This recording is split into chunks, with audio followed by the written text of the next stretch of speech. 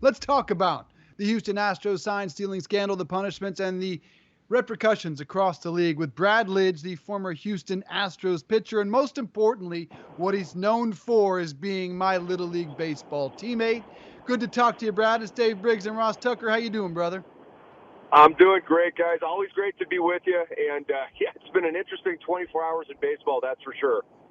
Indeed, it has, Brad. And Brad is a host on SiriusXM's MLB Radio. Check him out every day there. But Brad, what was your instant reaction when you saw the organization had fired AJ Hinch and Jeff Luhnow?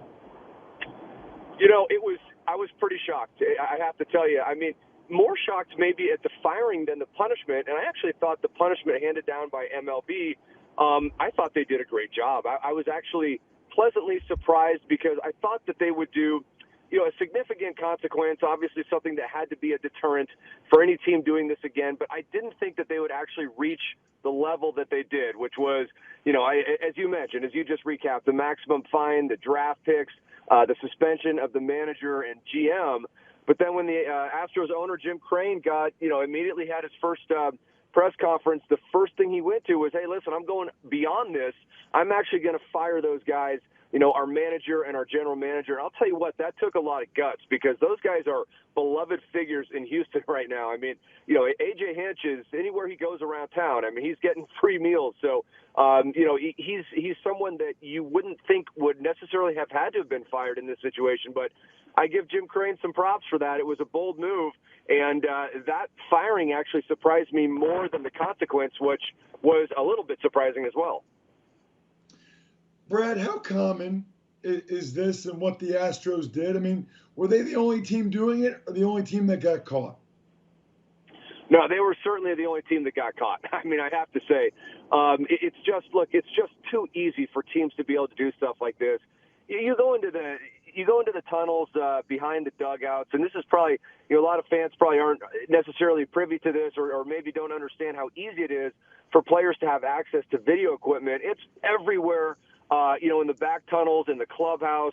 And going forward, I don't know how MLB is going to be able to police all this because if technology is not going to be allowed, good luck. I mean, there's all kinds of rooms that go off of different rooms and different tunnels and stuff where there are TVs and monitors and video equipment. And it's just so easy for teams to be able to, during the course of a game, go from the dugout, go down the steps into the tunnels, and they have access to all that stuff there. And it was just, to be totally honest, it was never thought of looking at those video monitors as something you couldn't or shouldn't do. It didn't seem to necessarily cross the line in that capacity. Where the line was crossed is then relaying that information, to the team in the dugout, who then relay the information to the hitter, using it in that way. But just using it during the game and coming down and seeing all that stuff, there's, MLB is now saying that is not allowed. No technology during the game, period. Like I said, I think every team uses some kind of technology during the game, relaying signs the way the Houston Astros did. Now, that's a little bit above and beyond. I do think other teams did it. Certainly the Astros, at this point are the most egregious and the ones that went to the greatest, lengthiest extent to be able to incorporate it into a system, banging on trash cans so the hitter knows what pitch is coming. I hadn't seen another team do that, but certainly other teams were trying, and it just goes with one of those old adages that if you can find a way to get ahead, you're gonna push that as far as you can. And I think it's unfortunate that over the years MLB hadn't seen this coming and hadn't tried to jump out ahead of this. But now here we are, and certainly teams are going to be thinking twice in the future now. Talking to Brad Lidge, former Houston Astros pitcher, a World Series champion with the Philadelphia Phillies. So you're saying, I mean, you talk to current and former players every day on SiriusXM's MLB Radio. Would you put it at 5 or 10 teams in the last several years have been using systems to steal signs during games? How many teams? Yeah, I think probably, I mean, if you take the last couple of years and you take the amount of attempts that teams have done to try and do something like this successfully or unsuccessfully, yeah, I think, I mean, probably maybe more than 10. I'm not going to, necessarily be able to justify an exact answer. It's not, I don't have exact information, but I can tell you, from my playing days, 11 years across the major leagues, teams are trying to find any possible edge they can get. And relaying signs is something that could potentially happen on any given day if they've figured out a way to, if they figured out a way or a system to be able to do it. I don't, we know that the Red Sox were doing this, right? A couple of years ago with the Apple Watch. Like, that's just a known, another given known event, which is why I always had a ton of trouble when Manfred said, and look, in this investigation, we are not aware that any other teams have stolen any other signs, just the Houston Astros. And I was like, look, I mean, we already know that the Boston Red Sox did that in 2017. We already know that. So I think probably 5-10 teams is a decent chance that is the case. Could be more, it could be less. It's just that, obviously when you get caught, like the way the Houston Astros did, I'm not sure any teams went that far and incorporated a system, that blatant the way the Houston Astros did. Brad, I think it's interesting how everybody keeps calling this thing player-driven. Number one, do you believe that? And number two, if it is player-driven, what should be the punishment for the players? Well, it's absolutely player-driven. Listen, it wasn't, A.J. Hinch wasn't going around, telling the players, hey, let's figure out a system to relay signs.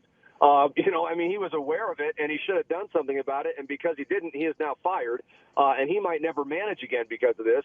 However, it's certainly something that the players are looking for any way to get an advantage. Now, Manfred set out when he did this, he set out and he said, I'm not going to give the players any consequences, because number one, it's too hard to know exactly who and how often they were using these, the sign stealing scandal, but also because they're on different teams now, and a lot of these guys, and to suspend them currently wouldn't make any sense for the team that they're on. So they're punishing the Astros front office, the Astros management, obviously the on-field management. I mean, look, I wish I could sit back and say, well, I can. I can sit back and say the players should be, should have some kind of punishment. There should be some guilt there that leans to a punishment. But I really don't know how to do that. I don't know how to quantify a punishment for a player. And I think that leads to discussion, though, that okay, if we're not going to punish them, then how can we, again, quantify what they've done? Like, how much did this really help them in their careers? Like, is Jose Altuve actually a 300 hitter and not a 320 hitter? It's really tough to kind of sit back and quantify that. I would say this, this is not something that's going to benefit a player as much as PEDs. So I don't think we can sit here and say, this is like having PEDs and it made these guys' careers that much better. I mean, this affects home games, and it doesn't affect, every home game and every pitcher from every home game just when you're able to get the signs. So there are times during the season where the hitters will have an advantage at home. What that extrapolates to over a season, maybe a few extra hits here and there for sure. And I think really, if I had to say anything about it, I think it affects them more in the postseason. I think players, in a short series, in a 7-game series, you look at what Yu Darvish did going into Houston a couple years ago, where in that whole Dodgers-Astros series where the Astros were just hitting rockets all over the yard consistently against that Dodgers pitching at home.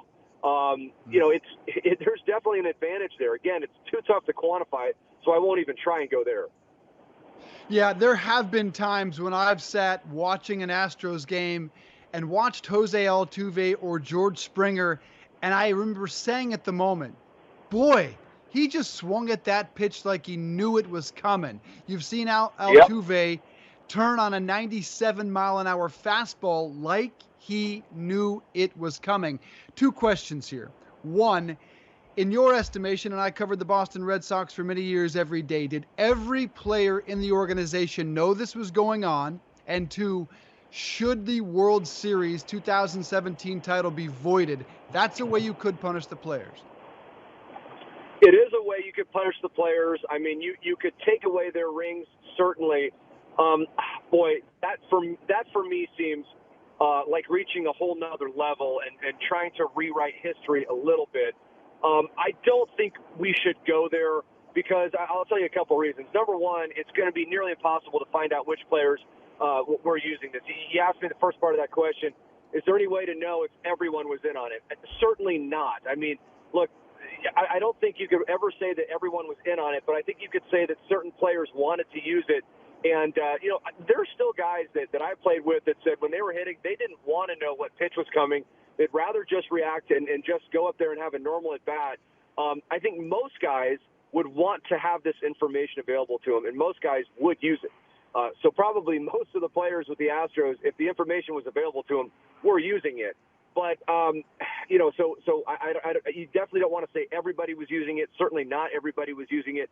Most guys probably were offensively. You know, pitchers, clearly you don't want to take away a pitcher's ring. I mean, they had no part of that. So I don't think you can look back and just say, let's strip everybody of their rings. In fact, obviously Mike Fiers was the guy that, you know, blew the whistle on this, the former Astros pitcher.